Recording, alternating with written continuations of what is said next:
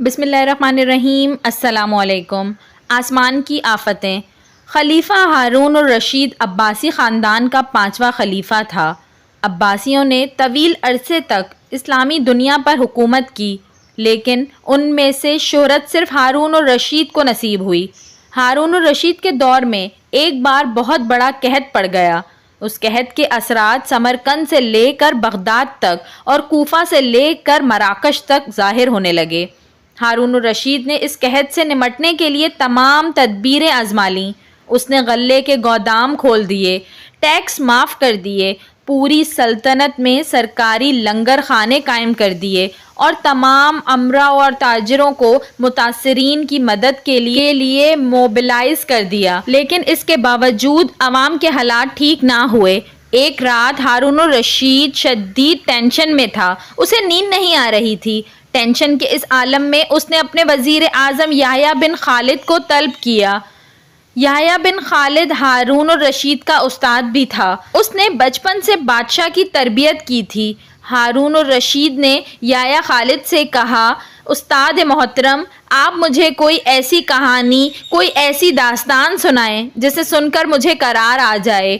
یحییٰ بن خالد مسکرایا اور عرض کیا، بادشاہ سلامت، میں نے اللہ کے کسی نبی کی حیات طیبہ میں ایک داستان پڑھی تھی۔ یہ داستان مقدر، قسمت اور اللہ کی رضا کی سب سے بڑی اور شاندار تشریح ہے۔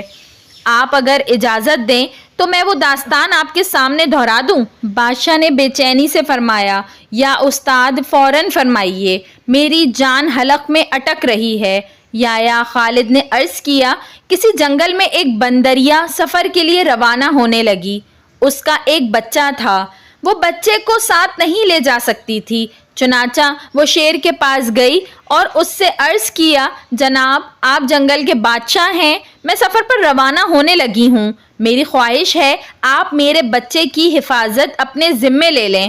شیر نے حامی بھر لی۔ بندریا نے اپنا بچہ شیر کے حوالے کر دیا۔ شیر نے بچہ اپنے کندھے پر بٹھا لیا۔ بندریا سفر پر روانہ ہو گئی۔ اب شیر روزانہ بندریا کے بچے کو کندھے پر بٹھاتا اور جنگل میں اپنے روزمرہ کے کام کرتا رہتا۔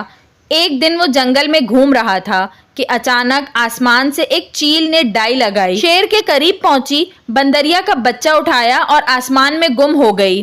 شیر جنگل میں بھاگا دوڑا لیکن وہ چیل کو نہ پکڑ سکا۔ یحییٰ خالد رکا، اس نے سانس لیا اور خلیفہ ہارون الرشید سے عرض کیا، بادشاہ سلامت، چند دن بعد بندریا واپس آئی اور شیر سے اپنے بچے کا مطالبہ کر دیا۔ شیر نے شرمندگی سے جواب دیا، تمہارا بچہ تو چیل لے گئی ہے۔ بندریا کو غصہ آ گیا اور اس نے چلا کر کہا، تم کیسے بادشاہ ہو؟ تم ایک امانت کی حفاظت نہیں کر سکے؟ تم اس سارے جنگل کا نظام کیسے چلاؤ گے؟ شیر نے افسوس سے سر ہلایا اور بولا، میں زمین کا بادشاہ ہوں، اگر زمین میں کوئی آفت تمہارے بچے کی طرف بڑھتی تو میں اسے روک لیتا، لیکن یہ آفت آسمان سے اتری تھی اور آسمان کی آفتیں صرف اور صرف آسمان والا روک سکتا ہے۔ یہ کہانی سنانے کے بعد یحییٰ بن خالد نے ہارون الرشید نے عرض کیا، بادشاہ سلامت، قحط کی یہ آفت بھی اگر زمین سے نکلی ہوتی تو آپ اسے روک لیتے۔ یہ آسمان کا عذاب ہے، اسے صرف اللہ تعالیٰ روک سکتا ہے، چنانچہ آپ اسے رکوانے کے لیے بادشاہ نہ بنے، فقیر بنے، یہ آفت رک جائے گی۔ دنیا میں آفتیں دو قسم کی ہوتی ہیں، آسمانی مصیبتیں اور زمینی آفتیں۔ آسمانی آفت سے بچنے کے لیے اللہ تعالیٰ کا راضی ہونا ضروری ہوتا ہے، جبکہ زمینی آفت سے بچاؤ کے لیے انسانوں کا متحد ہونا، وسائل کا بھرپور استعمال اور حکمرانوں کا اخلاص درکار ہوتا ہے۔ یحییٰ بن خالد نے ہارون الرشید کو کہا تھا، بادشاہ سلامت، آسمانی آفتیں اس وقت تک ختم نہیں ہوتی جب تک انسان اپنے رب کو راضی نہیں کر لیتا۔